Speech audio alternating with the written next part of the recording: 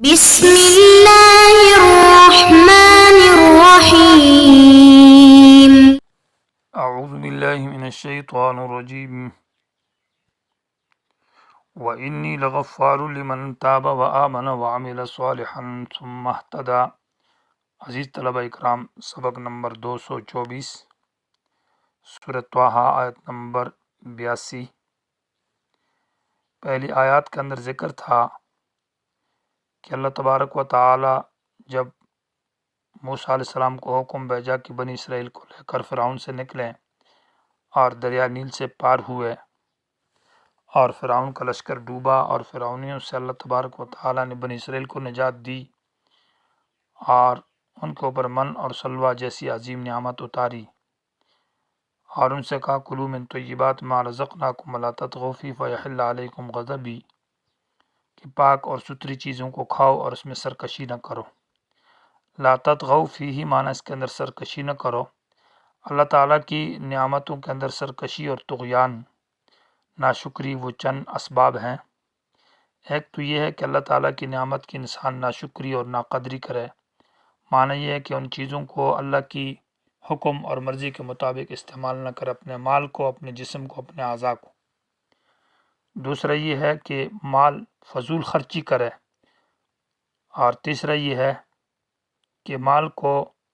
گناہوں اور معاصی کے اندر خرچ کرے، اور چوتھا یہ ہے کہ وہ مال اس کا طغیان اور سرکشی کا سبب بنے، اور پانچواں یہ ہے کہ اس مال کے اوپر وہ تکبر کرے اور اترائے، اور چھٹا یہ ہے کہ اس مال کے ذریعے سے وہ ممنوع اور ناجائز کام کرے۔ یہ مغضوبین کا ذکر تھا کہ جو اللہ کی نعمتوں میں طغیان اور سرکشی کرتا ہے اور ناجائز کام کرتے ہیں، ان کے اوپر تو اللہ کا قہر و غضب آئے گا۔ یہ مغضوبین ہیں، فقد ہوا، یہ پستی اور ذلت میں گر گئے۔ اب مغفورین کا ذکر ہے، جن کے اللہ تعالیٰ مغفرت کا معاملہ فرماتا ہے۔ وَإِنِّي لَغَفَّارٌ، آیت کا عنوان یہ ہے کہ اللہ غفور رحیم تو ہے، لیکن کس کے لیے ہے، اور اللہ کی مغفرت کی شرائط کون سے شرائط ہیں؟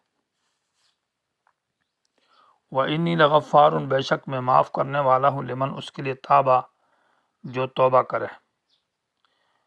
توبہ کا معنی یہ کہ اپنی زندگی کا ورق بدل دے، جو معصیت، جو بغاوت، جو کفر اور شرک، خلاف سنت زندگی ہے، اس زندگی کا بدل ڈالے اور اللہ تعالیٰ پر صحیح یقین لے آئے اور نبی کی اتباع میں عمل کرے، ہر قسم کے فسق اور فجور سے اپنے آپ کو بچائے۔ وآمن، اور ایمان بھی لے آئے، وعمل صالحا، اور عمل کرے سنت کے موافق نیک اعمال۔ تو تین باتیں ہیں تابہ، ایک کہ اپنا پہلے سابقہ حالات جو گناہ اور معصیت والی زندگی اسے توبہ طائب ہو جائے، وآمن، اور ایمان بھی مضبوط کرے، وعمل صالحا، اور اعمال بھی اپنے مضبوط کرے، ثم اہتدی، پھر موت تک اس پر ڈٹ جائے۔ اہتداء کا معنی یہ ہے کہ مضبوط ہو جائے اس حالت کے اوپر، یہ نہیں کہ پھر اس کے بعد گناہ شروع کرے۔ تو اس آدمی کے اللہ تعالیٰ مغفرت فرماتے ہیں اور اس کو اللہ تبارک و تعالیٰ جنت نصیب فرماتے ہیں، اور اس کی تفصیل سورہ نساء کے اندر گزر چکی ہے کہ اللہ تبارک و تعالیٰ وہ بندہ جو مومن بندہ ہو اور اس کا عقیدہ بھی ٹھیک ہے اور عمل بھی ٹھیک ہے، شروع تا آخر تک کبھی اس نے گناہ نہیں کیے، یہ تو بالکل جنت میں جائے گا دخول اولی کے ساتھ پہلی مرتبہ۔ دوسرا وہ آدمی ہے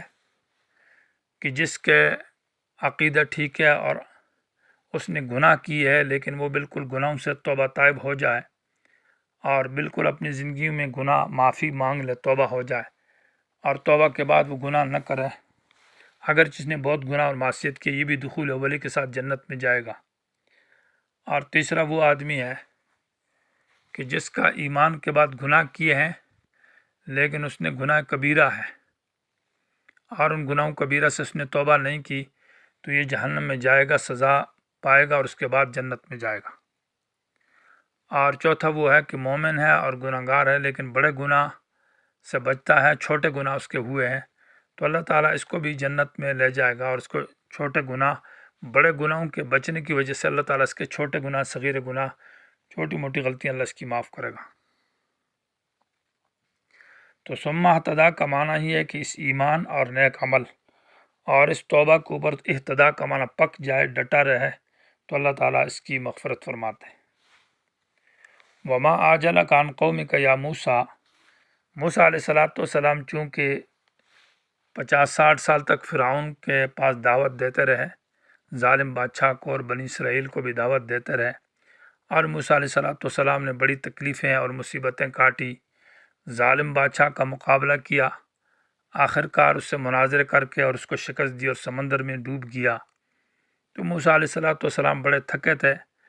اور قوم کو نجات ملی، یہ بھی ایک خوشی کی بات تھی، رہائی ملی اور ان کو اسلام کی طرف دعوت میں لے آئے۔ موسیٰ علیہ السلام اپنے مشن میں کامیاب ہوئے۔ اب اس کامیابی کے بعد اور اس تھکاوٹ کے بعد حضرت موسیٰ علیہ السلام کے دل میں یہ شوق پیدا ہوا کہ کوہ طور پر جاؤں اور اللہ تعالیٰ کا شکریہ ادا کروں۔ تو صحرا سینا کے اندر اپنی قوم کو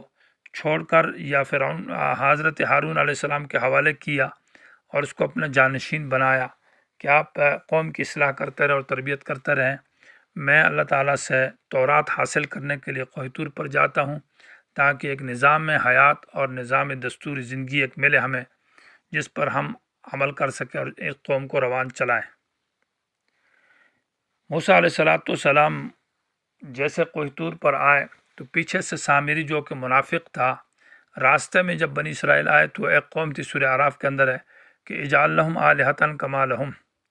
یعکفون سورہ اعراف کے اندر ہے کہ وہ ایک قوم کو دیکھا تھا جو ایک مجسمہ کی عبادت کر رہے تھے، تو وہاں سے سامری کے ذہن میں ایک بات آئی کہ وہ منافق آدمی تھا، اس نے بھی اس قوم کے لیے زیورات سے ایک پچھڑا بنایا اور پیچھے سے اس کو گمراہی میں مبتلا کیا۔ موسیٰ علیہ السلام چونکہ اللہ سے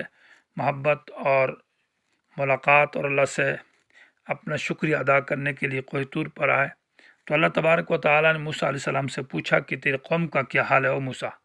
تو طور پر آیا لیکن قوم کس حالت میں ہے؟ تو موسیٰ علیہ السلام نے کہا ہم اولائی علی اثری، وہ میرے نقش قدم پر ہے۔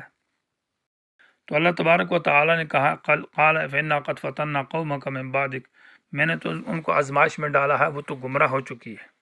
تو اس کا تذکرہ ہے وما آجلک عن قومک، کس چیز نے جلتی میں لے آیا تجھ کو تیری قوم سے اے موسیٰ۔ آجلک کا معنی یہ ہے کہ جلتی میں لانا، ما بمعنی ایو شیء کا ہے، یعنی کون سی چیز تھی، آجلک کا جو جلتی میں لے آئی کا تجھ کو، عن قومک تیری قوم سے آگے، یا موسیٰ معنی اے موسیٰ تو آگے اور قوم کو پیچھے چھوڑ آیا، یا ایک مطلب تو یہ ہے کہ قوم بھی ساتھ ہے اور کوہ طور کی طرف جا رہے ہیں تاکہ اللہ تعالیٰ سے کتاب بھی ملے اور ساتھ قوم بھی وہاں ہو اور اس کا مشاہدہ کریں، یا یہ کہ قوم وہاں میدان صحرا سینا کے اندر چھوڑی اور خود آگے اور حضرت ہارون کو اپنا نائب اور خلیفہ بنایا۔ تو قال موسیٰ علیہ السلام نے کہا ہم، یہ میری قوم جو ہے نا، اولائی یہ تاکید ہے ہم کے لیے، اور اعلیٰ اثری جار مجرور یہ خبر ہے، ہم مبتدا ہے اور اعلیٰ اثری خبر ہے، اور اولائی کا درمیان میں یہ اس میں اشارہ برائے تاکید ہے، معنی وہ قوم اولائی یہی اعلیٰ اثری میرے نقش قدم پر ہے، دو معنی ہیں، یعنی وہ میرے پیچھے آ رہے ہیں اور میں جلدی آیا تاکہ وہ بڑا لشکر ہے اور بڑا لشکر آستے آتا ہے اور میں تیزی کے ساتھ آیا، واجلت الیک کا میں جلدی آیا، الیک تیری طرف، ربی اے ربا لترضا تاکہ تو راضی ہو جائے، میں شکریہ کے لیے اور تیری رضا کے لیے جلدی آیا۔ یا معنی یہ ہے کہ ہم اولائی اعلیٰ اثری کا کہ وہ میرے نقش قدم پر ہے، یعنی میرے ہی دین پر ہے، دین توحید پر ہے اور میری اتباع پر ہے، اور میں آپ کے پاس جلدی اس لیے آ گیا کہ تاکہ آپ مجھ سے راضی ہو جائیں۔ قال اللہ تبارک و تعالیٰ نے فرمایا فإنا قد فتنا قومک، ہم نے آپ کی قوم کو آزمائش میں ڈالا، من بعدک آپ کے آ جانے کے بعد، اور فتنہ کا معنی سونا چاندی کو آگ میں ڈال کر کھرا اور کھوٹے کو صاف کرنے کو کہتے ہیں۔ تو اللہ تعالیٰ امتحان لیتا ہے، کبھی مال اور اولاد کے ذریعے، کبھی آلاؤں اور بلاؤں کے ذریعے، کبھی دیگر چیزوں کے ذریعے لوگوں کا امتحان اللہ لیتے رہتے ہیں۔ تو اس قوم کا اللہ نے امتحان لیا، وَأَضَلَّهُمُ السَّامِرِي، اور گمراہ کیا ان کو سامری نے۔ یہ سامری ایک پیر تھا، یا بنی اسرائیل میں سے تھا یا قبطی آدمی تھا، بہرحال تھا منافق، اور اس کے اندر پہلے سے منافقت اور یہ چیز پائی جاتی تھی۔ وہ راستے میں قوم کو ایک مجسمہ جو موسیٰ علیہ السلام سے انہوں نے مانگا تھا، اس کو دیکھ کر اس کی ذہنیت کے اندر یہ بات بیٹھ گئی تھی کہ ان کو گمراہ کیا جائے۔